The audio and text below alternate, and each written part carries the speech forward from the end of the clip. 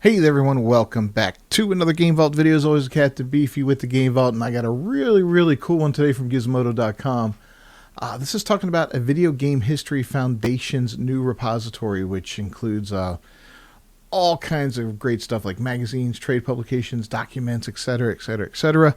Let's cue up the music and we're going to talk about this one.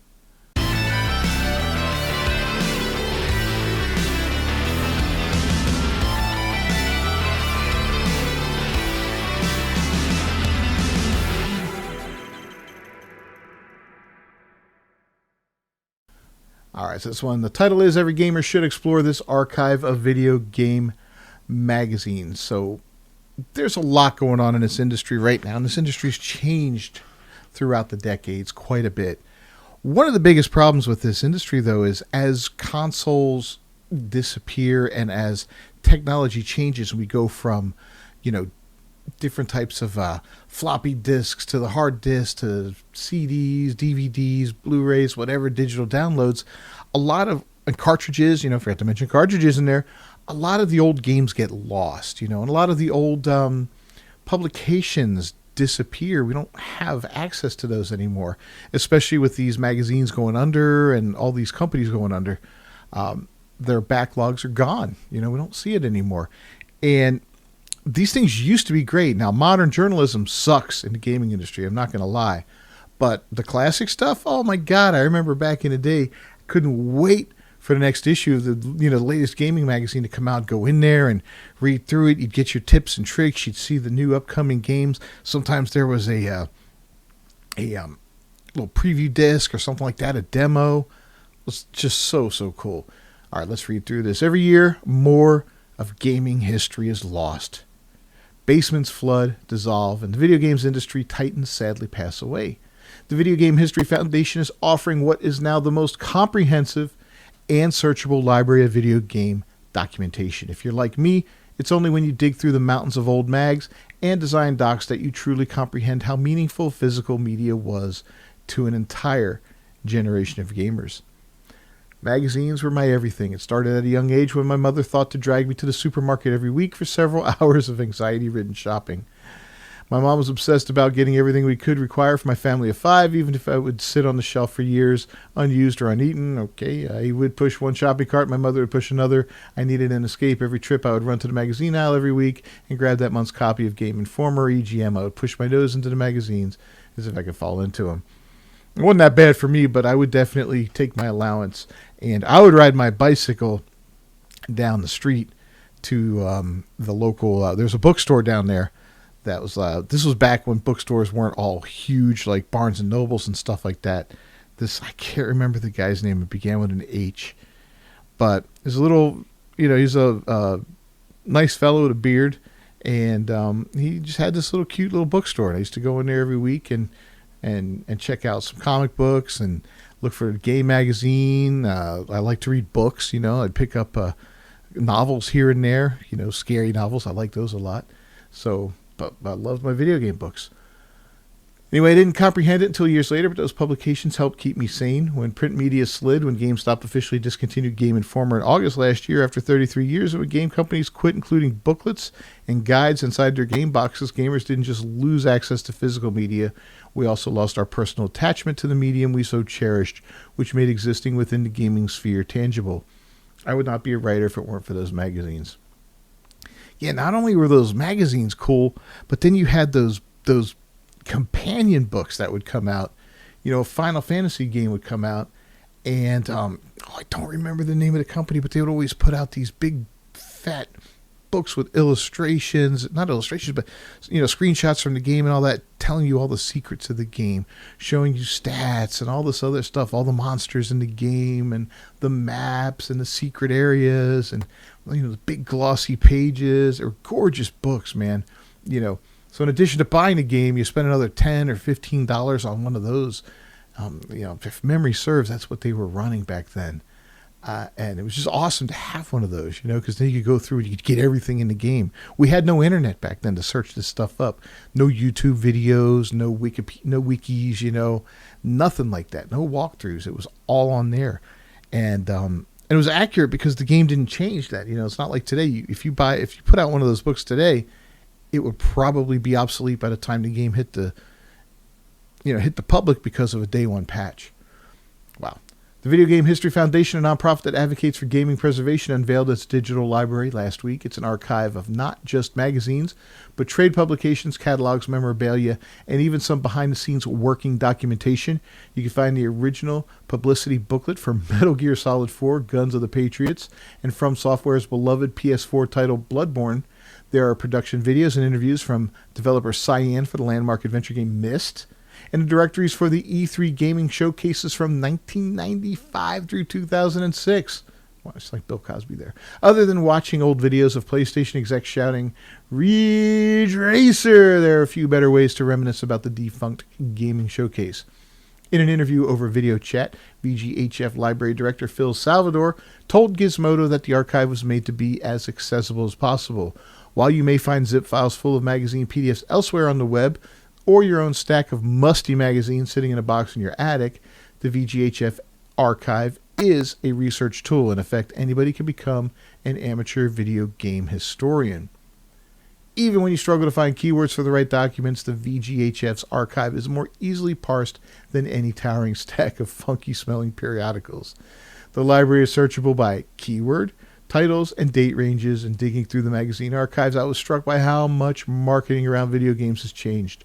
Several gaming magazine issues featured an advertisement for cult classic PS2 game Ico before the game's Western release. The image included a sprawling, impossible maze with the tagline, "Solve the puzzles or join the tormented souls forever." I can't wait to check this place out. I'm going to definitely go there. I bet you there's so much cool stuff there to look at, and I want to see old advertising. That's what I really want to look at. I want to see advertising from back in the 80s and 90s to see how much it's changed, because back then life was so different. People were so different. It's got to be amazing how wild it is. Anyway, it was an eye-catching ad for a game that notoriously did not sell well in the U.S. Part of that may be due to the confusing advertising blitz before the game arrived in 2002. Salvador pointed to landmark titles like the seminal 1994 game Earthbound. Nintendo's press releases showed that the company tried to market it from a personal finance angle. Those documents aren't yet available in the archive, but the VGHF is working on them. The collection started with the group's founder, video game preservationist Frank Cifaldi, and his own personal magazine collection. Cool. The nonprofit invested in a quality debinder and scanner, but collecting the thousands of documents took years.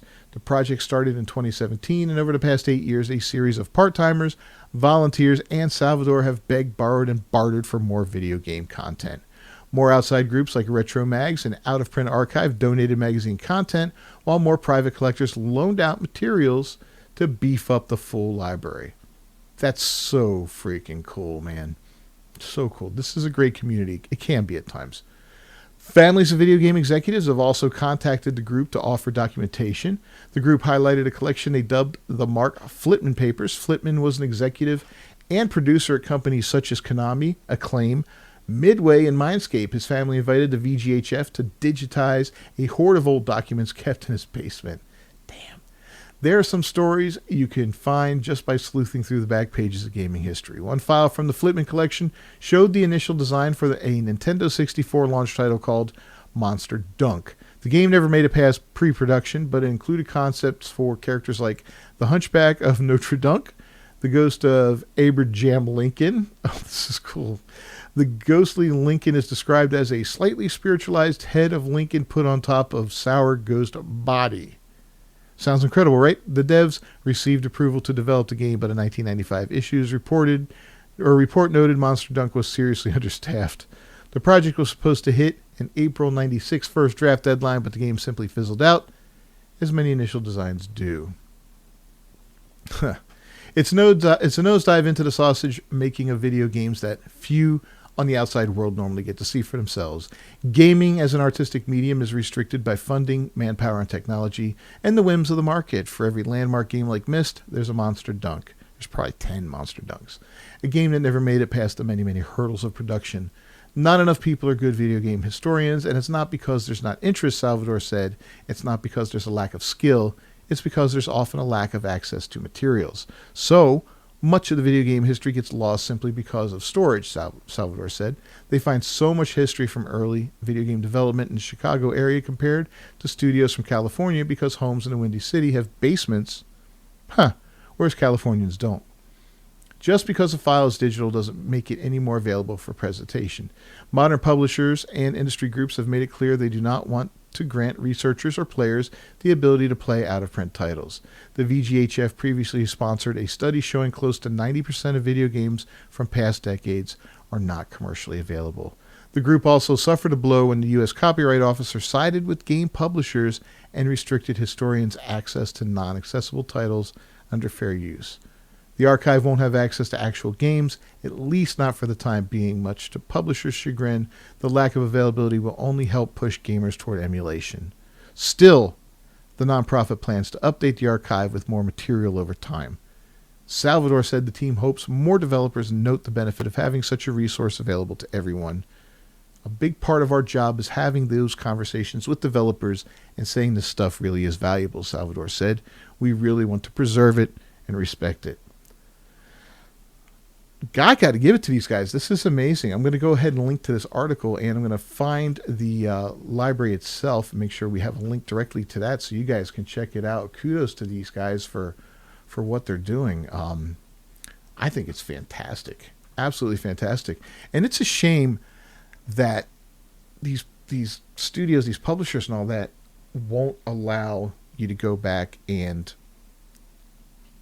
have a historical record of these old games, that they hold on to them and force you to emulate them instead of having ways to preserve them. Because something like this, a central location to have all of these old games, would be the coolest thing in the world. You know, it would just be something amazing.